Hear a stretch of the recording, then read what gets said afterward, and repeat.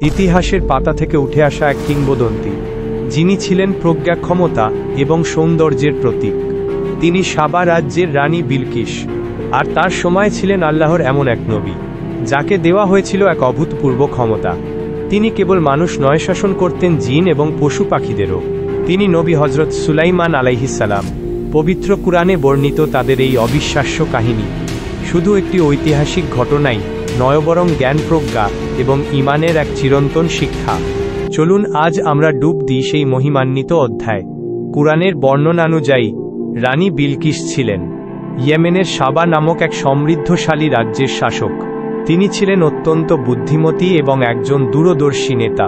তার ছিল এক বিশাল ও মনোরম সিংহাসন, যা তার ক্ষমতা ও গৌরবের প্রতীক ছিল। তবে তো জ্ঞান ও ক্ষমতা থাকা সত্ত্বেও রানী বিলকিস এবং তার জাতি এক আল্লাহর পরিবর্তে সূর্যের পূজা করত। তারা ভাবত এই সূর্যই তাদের সবকিছুর উৎস। আর এখান থেকেই শুরু হয় এই কাহিনীর মূল পর্ব। অন্যদিকে নবী সুলাইমান আলাইহিসসালাম ছিলেন এমন একজন বাদশাহ যাকে আল্লাহ তাআলা এক বিশেষ ক্ষমতা দিয়েছিলেন। একদিন তিনি তার বিশাল সেনাবাহিনী পরিদর্শন করার সময় লক্ষ্য করলেন যে হুদহুদ পাখিটি তার স্থানে নেই। তিনি বললেন, কি ব্যাপার? আমি হুদহুদকে দেখছি না কেন? সে কি অনুপস্থিত? কিছুক্ষণ পর হুদহুদ ফিরে এসে এক বিস্ময়কর সংবাদ দিল। সে বলল, আমি এমন এক রাজ্য থেকে এসেছি যার খবর আপনি জানেন না। আমি সেখানে এক নারীকে শাসন করতে দেখেছি, তাকে সবকিছুই দেওয়া হয়েছে এবং তার আছে এক বিশাল সিংহাসন, কিন্তু আমি তাকে ও তার জাতিকে দেখলাম তারা আল্লাহকে ছেড়ে সূর্যকে সিজদা করছে। হুদহুদের কথার সত্যতা যাচাই করার জন্য নবী সুলাইমান আলাইহিসসালাম একটি চিঠি লিখলেন। সেই চিঠিতে তিনি রানীকে এক আল্লাহর প্রতি ঈমান আনার আহ্বান জানান। চিঠিতে লেখা ছিল, পরম করুণাময় দয়ালু আল্লাহর নামে শুরু করছি। আমার বিরুদ্ধে অহংকার করো না এবং আনুগত্য স্বীকার করে আমার কাছে উপস্থিত হও। এই শক্তিশালী বার্তা পেয়েও রানী বিলকিস ভয় পেলেন না। তিনি তার সভাসদদের সাথে পরামর্শ করলেন। সভাসদরা যুদ্ধের পক্ষে থাকলেও রানী বিচক্ষণতার পরিচয় দিলেন।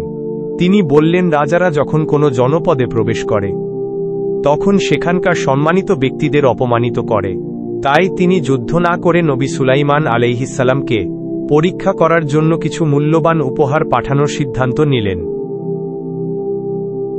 রানী বিলকিসের উপহার নবী সুলাইমান আলাইহিসসালাম প্রত্যাখ্যান করলেন এবং জানালেন যে আল্লাহ তাকে যা দিয়েছেন তা পৃথিবীর সকল ধন সম্পদের চেয়ে উত্তম।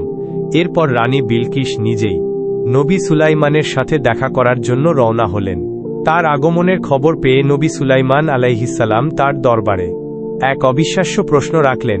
তিনি বললেন, কে পারবে বিলকিসের সিংহাসনটি এখানে নিয়ে আসতে?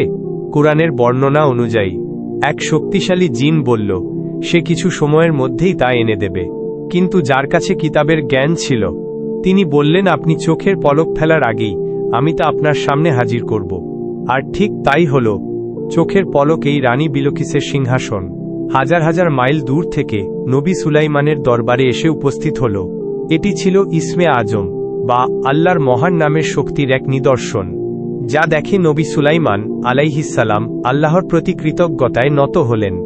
রানী বিলকিস যখন সুলাইমান আলাইহিসসালামের দরবারে পৌঁছালেন তখন তাকে তারই সিংহাসন দেখানো হল, যা কিছুটা পরিবর্তন করা হয়েছিল।